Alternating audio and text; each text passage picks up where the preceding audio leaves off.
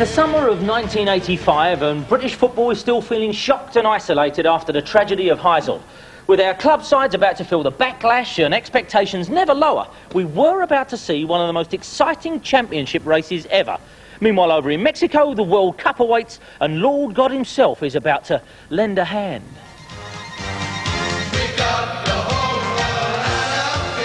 Even I don't remember this shambolic slice of mumbling.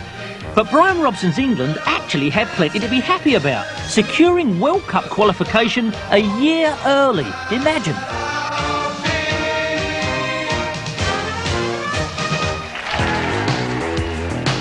Liverpool, meanwhile, were facing a tough old time under their new player manager, Kenny Dalglish. Their bid for a fifth European Cup win had ended literally in disaster at the finals at the Heysel Stadium, leaving the players shell-shocked to face the Heysel backlash and probable European isolation. In the end, all English clubs were banned from Europe, but the government wanted more. I wish we could get those responsible, get them before a court and stiff sentences so that they stop anyone else. The league championship had stayed in Liverpool the previous season, but this time at Goodison Park, where Everton's heroic treble bid was thwarted in the cup final. The Blues had snapped up England's latest sensation, Gary Lineker, seen here in unconvincing ordinary bloke mode. But on the pitch, yes, he was a hot potato. Lineker's arrival wasn't good news for everyone at Goodison, as Andy Gray was about to discover. I just moved house. I just looked out the window and Howard's Jag pulled up. I turned to my lady at the time and I says, forget unpacking those packing cases. You just know. I really didn't know how to approach it. I wanted to approach it in the nicest possible way. I just turned around and I said, Andy, tell him to stop working. Oh no, he said. All the children say we don't need another hero. Everton fans were outraged at losing Andy Gray, who had become a talisman for the club's recent revival. Petitions flooded in, but to no avail, the deal was done. And Lineker took his competitive bow for the champions in the Charity Shield against Brian Robson and his Manchester United Cup winners.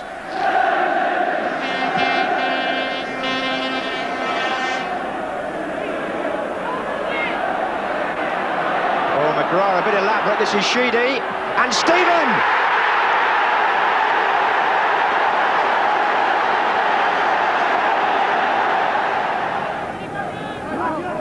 And again, only to Sheedy this time. Oh, and Heath had a chance. Scores. Gary Bailey lost it. And quite a return for Adrian Heath. Now, that Charity Shield was to be the last TV football action until Christmas. You see, Kiddywinks, there actually was a time when TV and football lived apart, couldn't get along, barely speaking in fact. Main argument is that the deal that they've negotiated is mad, bad and sad. And that was that. No televised league action and no sign when it might return. This meant that the only Man United fans who saw the team start to the season, 10 straight wins, were the ones who actually go to their games. Tiny percentage. None of the games were shown on television. That was when the dispute was on. And we played some tremendous stuff at times. We played some of the best football I've seen. And unfortunately, it's not on record anywhere. United's faultless start saw them 9 points clear of Liverpool by mid-October, with Chelsea, Newcastle and Everton the best of the rest. Billy Bingham's Northern Ireland arrive in London, looking for a point to secure World Cup qualification. Nice hair, Mr. Jennings. Oh, come on, Northern Ireland will support. And Pat Jennings pulls off a save which could prove important. And deflected, and Jennings saved with his feet. When we cheer you from the stands, so come on, Northern Ireland, come on. And Jennings has somehow got that over the top. And Northern Ireland have qualified for the World Cup finals. On a night of acute drama at Ninian Park, nothing but a win would do for Wales against Scotland. Mark Hughes put them in front. But a second-half penalty gave the Scots hope of the point they needed to secure a playoff place.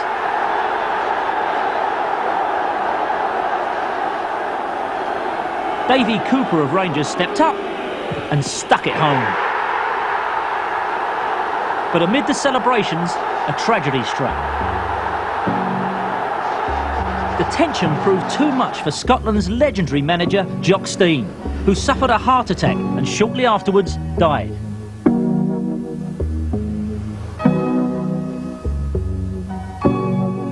Jock Stein's family wanted a private cremation, so instead the people of Glasgow lined the streets as the funeral cortege passed. Thousands of people standing in silent tribute to a Scottish soccer legend.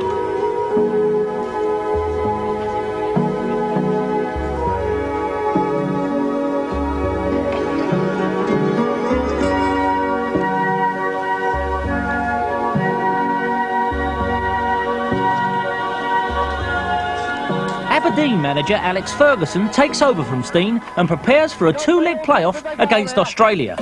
To the Scots, this is just a formality, so they press on and record their World Cup song.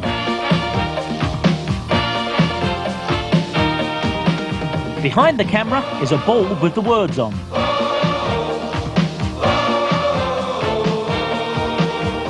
Their confidence is well placed. A 2-0 victory in the home leg proved more than enough.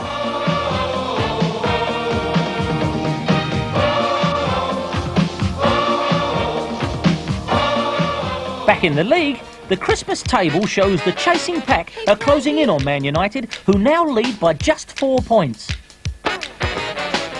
A measly 1.3 million is all it takes to get the football authorities back into bed with the TV people. Graham Kelly was cock-a-hoop. John Watson can dust off his statistics and Brian Morecambe polishes hyperbole. Always pleased with that one. So the TV cameras return, and who's this mystery man? Well, yeah, it's Frank McAvenny, isn't it? West Ham's rise to the top of the table owes much to his goal-scoring exploits and to that of his partner, Tony Cottee.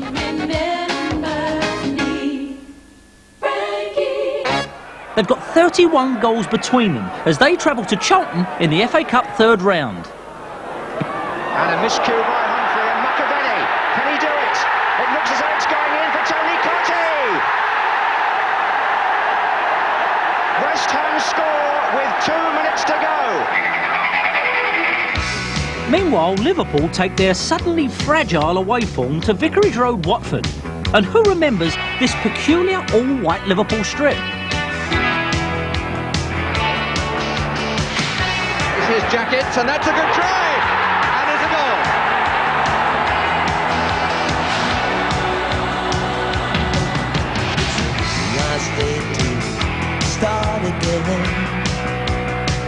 Craig Johnston. Walsh. Yes. It's a nice day to start again.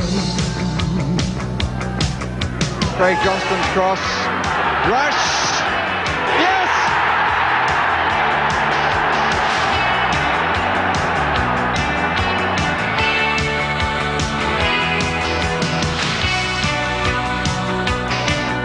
Oh, it's a bit short, and here's Walsh. No doubt now. Back on Merseyside, Gary Lineker has finally won the confidence of the Everton fans. A little matter of 19 goals by Christmas did help, as Howard Kendall's team prepare to visit Birmingham City. And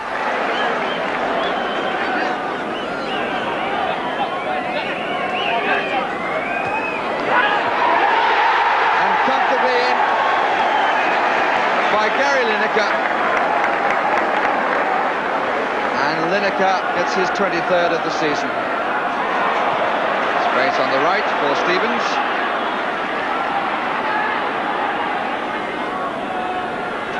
And again it ran a little kindly. Here's Lineker, and that's his second. 2 more goals take Gary Lineker to the top of the First Division goal scorers. Andy Gray, now at Aston Villa, would be crushed if it weren't for his first love.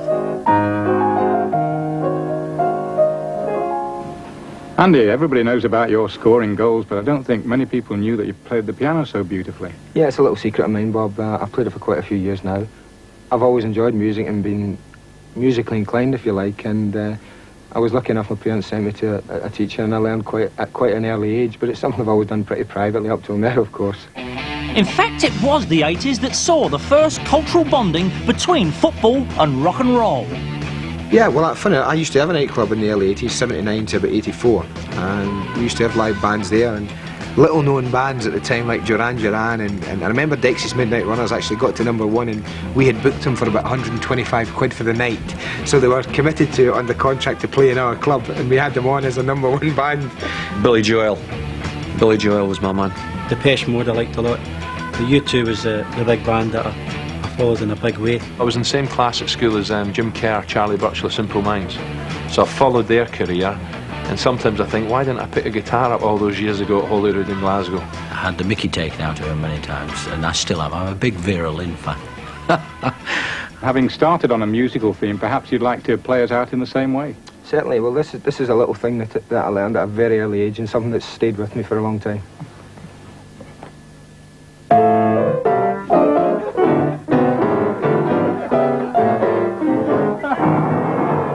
I don't know about you, but I believe that first time round.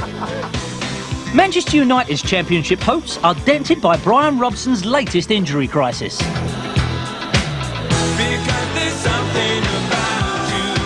Robson's rousing style of play threatens to jeopardise not only his life, but his participation for club and country. The latest in a series of minor niggles is a pulled hamstring plan for England. So it's off to Amsterdam for a massage. Oh, stop giggling, he's a professional. In many ways, it's more of a psychological thing than a physical thing, although obviously it's, they're both going to be beneficial. He's been here, he spent more time at the ground than anyone I would think, apart from the physio.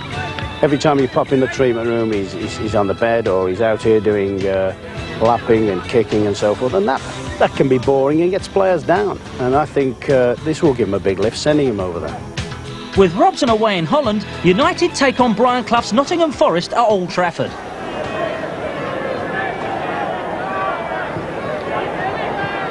Oh, and a chance for Walsh and a goal.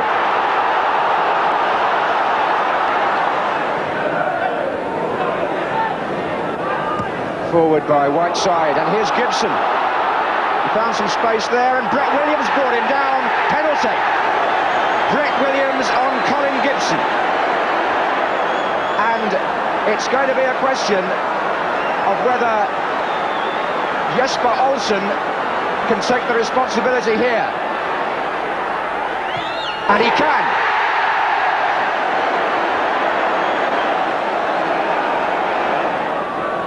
Stapleton. Strachan. Good cross, and a chance for Olsen. Manchester United take the lead, and Jesper Olsen gets his second goal of the match to mark his return to the first team. Davenport, and that looked as if there might have been an offside there, but the flag isn't up, and Walsh is through, and against the post and in. Nottingham Forest pull it back to 2-2.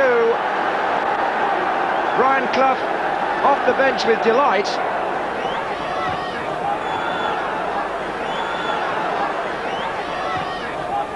Played into Webb. Awkward, and Clough was at the far post, and it's 3-2. Nigel Clough may have given his father and his team a win bonus here.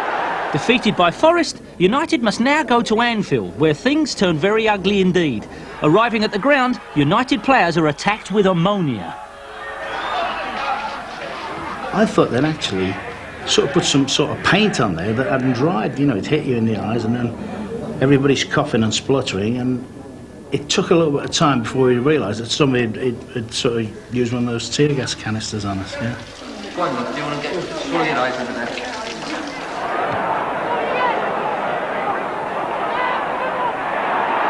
Colin Gibson, Hughes, and Colin Gibson's through.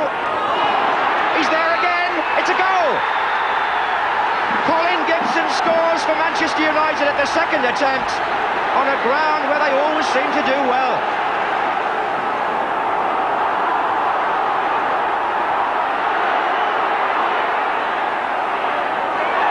Well played by Jim Beglin to Sammy Lee. And Sammy Lee was brought again.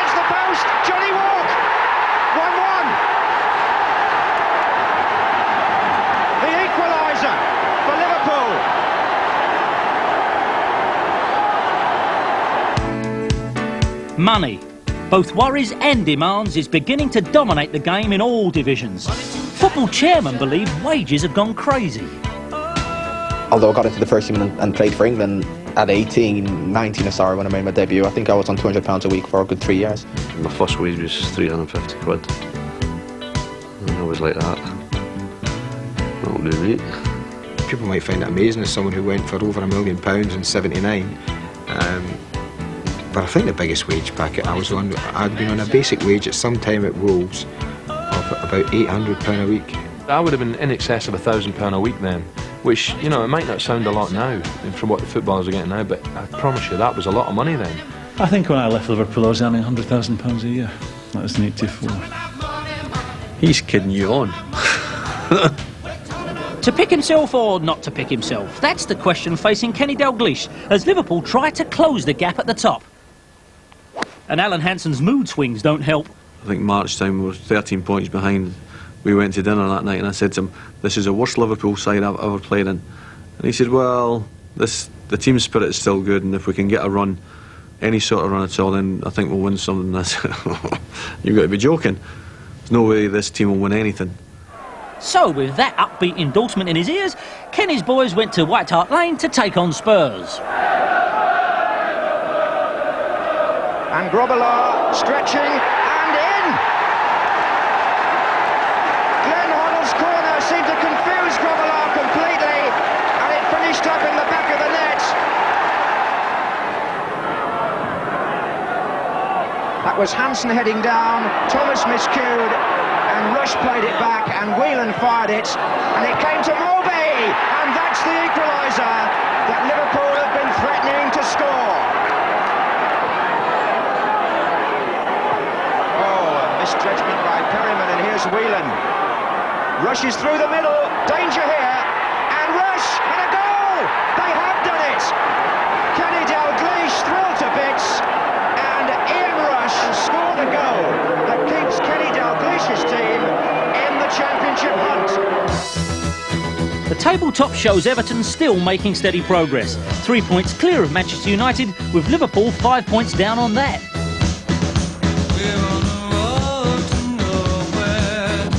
Membership schemes, the latest answer to the hooligan question. FA top brass are summoned to number 10 to hear Mrs Thatcher demand football fans carry identification cards. Such a scheme is going to cost a lot of money. We've had quotes of something like 30 million, which is quite beyond football. So we haven't thrown it out of the window, but we are looking at ways and means of implementing it in an attempt to eliminate this problem. Luton Town become the first club to belly up to the membership scheme, with club chairman Tory MP David Evans saying, yes, Prime Minister, no, Prime Minister. What we're saying to football and to everyone is that here is an opportunity to rid the game of soccer hooliganism. The bullies, the louts, the cowards, they need to be identified. And at Luton, we have identified them.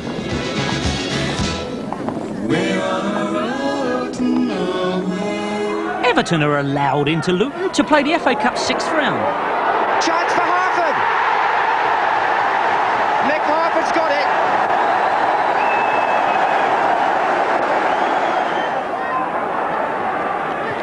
King, and Steen's through. Onside. What a chance for Luton. And it's still a chance for Luton. And Steen has done it. 2-0.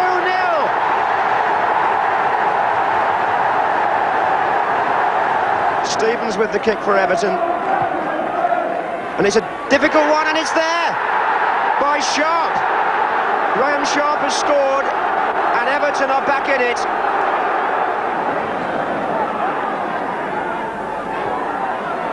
Lineker over the head against Foster. Heath, it's there.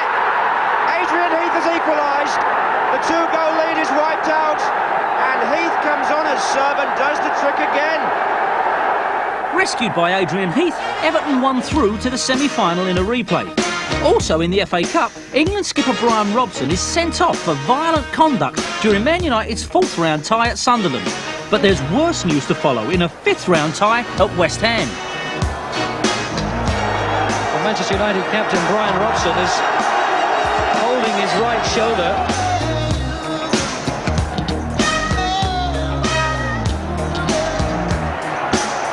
And it looks, sadly, as if Brian Robson will play no further part in this match. Mick Brown and Ron Atkinson show the anguish. Robson's dislocated shoulder is lousy news for England, who need their captain fit and well for Mexico. I asked him to take Brian Robson out of the Manchester United team and have an operation. And Ron felt, as the manager with Man United looking to win the championship, he couldn't do that. So there's not much I could do. No Brian Robson then, but over 51,000 still come to Old Trafford for the Manchester derby. It's there! Colin Gibson, the man wearing Brian Robson's shirt, scores a goal with his left foot, which would have done justice to the England captain. Good header by Gibson. Davenport. Hughes making his way into the middle. Davenport. Penalty. Yes. And a chance for them to go 2 up.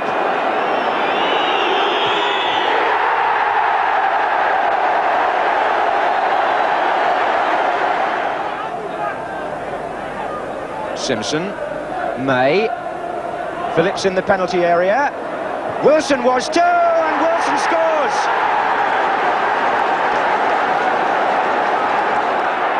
McNabb, Wilson. And Simpson. And what the defender! Augustin stepped across him, and the ball went in. In order to keep these shows moving, we really dwell on own goals, but this one is such a peach. He buries it like Johnny Method on a hot streak. What do you mean, who's Johnny Method? This is Johnny Method, Nottingham Forest's own cannon, here on duty for his team at the City Ground, entertaining West Ham. The big Dutch international gives himself a long run. Oh, and didn't he drive it well? And it went straight in. It seemed to go above Phil Park's head and in under the post. There are certain goals that have nothing to do with football. They're pure animal physics. This is one of them. Dickens. Ward. High ball for Stewart to chase. Oh, good control by Ray Stewart. Cotty, lovely turn by Cotty! Oh, what a magnificent goal by Cotty! Stewart lifts his hands. He played the ball into the box. But what terrific skill again by Tony Cotty. Method.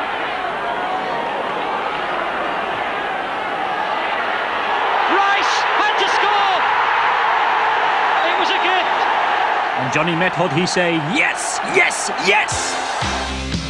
Meanwhile, Everton's title hopes have taken a knock with the news of injuries to 5 first-team players, including star striker Gary Lineker and goalkeeper Neville Southall. The players prove they are still fit and healthy in some departments, though, as fullback Gary Stevens and the injured Neville give the kiss-and-tell tabloids acres and acres of good news days. With something of a siege mentality, the boys retire to the training ground, where the players remain on the straight and narrow with proper soul food and a little cereal, perhaps. Plus the odd waggish cry of crumpet all round. I believe that the players, they come in here and they work very, very hard and they play to the best of their ability. That's all I can ask. People will have problems in their personal life and it's up to them to deal with it. Putting these sleaze allegations firmly behind them, the injured players can only look on as Everton face an FA Cup semi-final showdown against Sheffield Wednesday at Villa Park. It's Ratcliffe with the free kick. Nixon's header out, Bracewell. Put back in. Snowden away from Harper. Back in by Mountfield. Now Harper is onside. And he's got the ball over the goalkeeper. And Alan Harper, the substitute, has scored for Everton.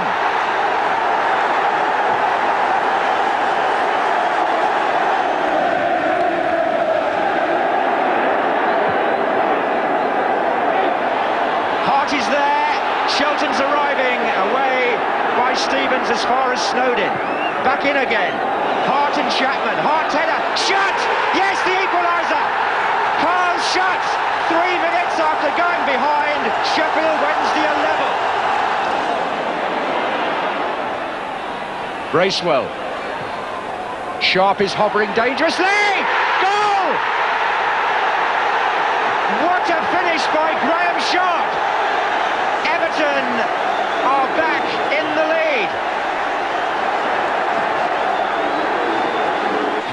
lead. Liverpool's League and Cup challenge is beginning to stir, largely thanks to the contribution of Ian Rush, who once again is proving to be something not quite of this world, a human goal machine, the perfectly created striker with a big nose.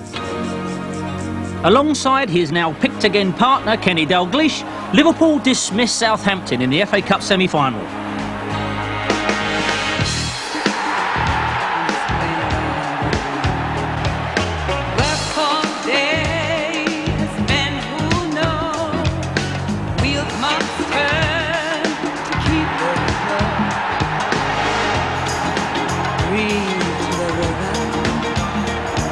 Having secured a place in the first all-Merseyside Cup final, Liverpool are desperate to close the gap on Everton as they face a massive game at Leicester. And Dalglish gets away with Rush going on the left. On the right he's got Craig Johnson. This is Rush. Yes! The goal rush strikes again. Dalglish. Rush. Forward goes MacDonald. Picked up here by Nicol. And Whelan coming forward. There it is. Number 2. Coming from nowhere on the left. Leicester didn't spot him. On the same night, Everton visit relegation strugglers Oxford United, both teams desperate for the 3 points. Lineker has got behind Shotton. Gary Lineker for Everton tried to lift it over Judge. The goalkeeper got close to the player of the year. Lineker.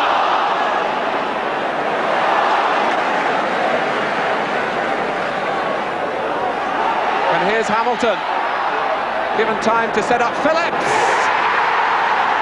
Oxford United have a goal that could mean First Division survival and could mean the end of the Championship race for Everton. Gary Lineker, who had a great season for us individually in terms of goal scoring, had about 3 or 4 very, very good chances on the night. And not being critical of Gary because of his performance of that season, he didn't take them on the night. And Liverpool had that excellent win. So we knew it was taken out of our own hands. You know, if Liverpool went to Chelsea and won on the last game of the season, it doesn't matter what we did at Goodison, we'd have lost it.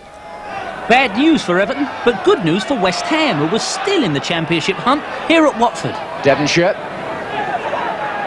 And still, Cottee arriving. Oh, it's a goal. Typical West Ham. 59 minutes. Tony Cottee.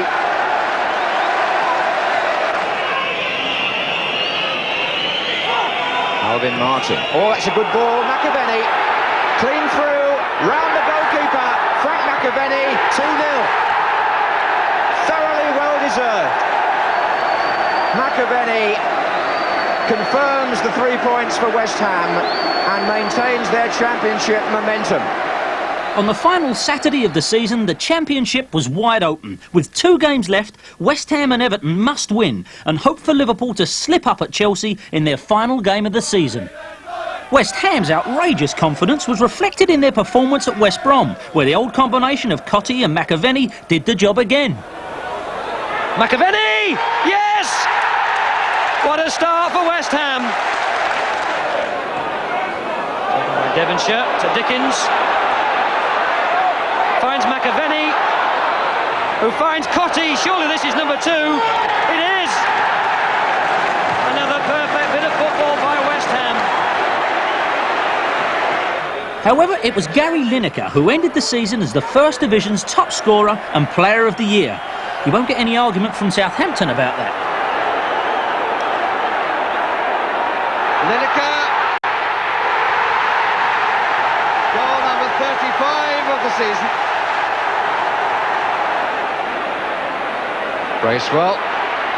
And still, Lineker. Well, he didn't hit it quite truly.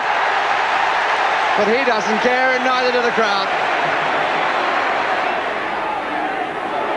And Wahid. Yes, that's it. And that's Lineker's hat-trick. Despite Everton's win, it was still Liverpool's title to win or lose. Victory at Chelsea and the trophy was on their coach. What a climax to the league season. Liverpool looking for their 8th championship in the last 11 years and needing just one goal to take their league total to 89, which would be the highest First Division aggregate for 18 years. Gillespie, Beglin again. Whelan. And Dalglish is in here. Yes!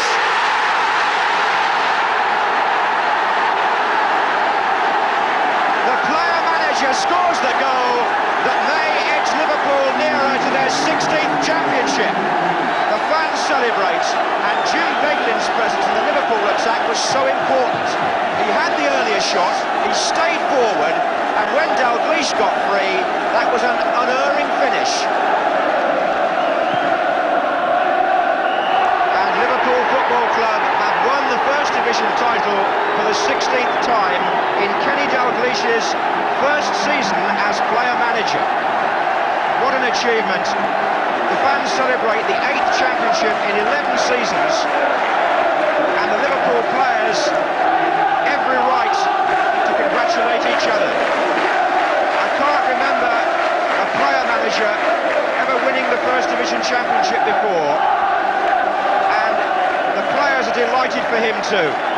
Looking back, that was probably one of the best ones of the championships at my 8, because at no stage until 4:45 on the Saturday that we played Chelsea did I think we'd win that championship. Other championships you thought, well, we're going to win this, just keep going, we'll win it, but there was no way we were ever going to win that championship, and yet somehow we came through and won it.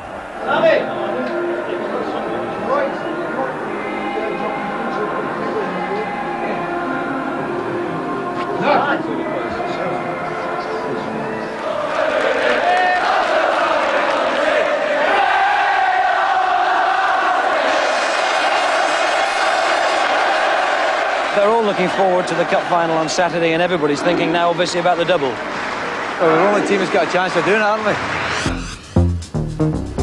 You'll do it, me life.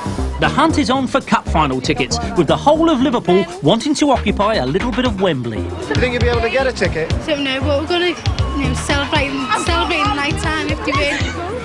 Are you going to go to the cup final? Yeah, with or without a ticket. Any price was paid, £50, £100, this woman's dignity. Safe to say that more than the official 100,000 probably witnessed the game. Although for a variety of reasons, not everyone showed up on the computer.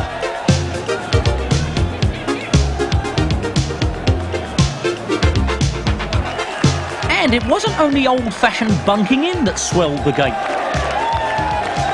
You've heard about forged tickets. I think you heard about it there, and you certainly saw it in your morning papers as well. I've got a real ticket here. It's already accounted for, so don't phone in, I'm afraid. That's the top one here, and the bottom one is the forgery. I don't know if you can pick up, it's got more of a sort of yellowy hue. It says forgery on the front.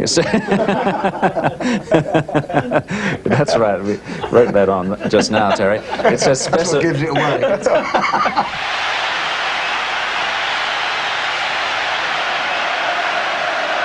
The Manager of the Year, 1985 on the far side.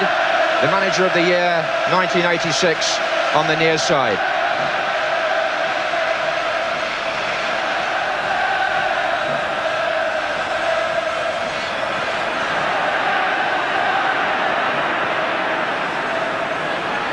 This is Morby to Dalglish. Now Reid. Lineker off through the centre again. This is promising. Lineker for Everton. Saved by Grobbelaar. Lineker. 1-0 to Everton.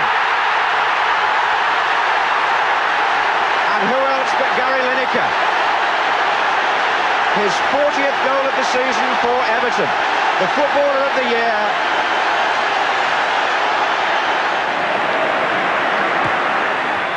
Here's Whelan. Molby. And here's Rush. Onside. Ian Rush. Goal. The referee was knocked over in the excitement, but Ian Rush has equalised for Liverpool.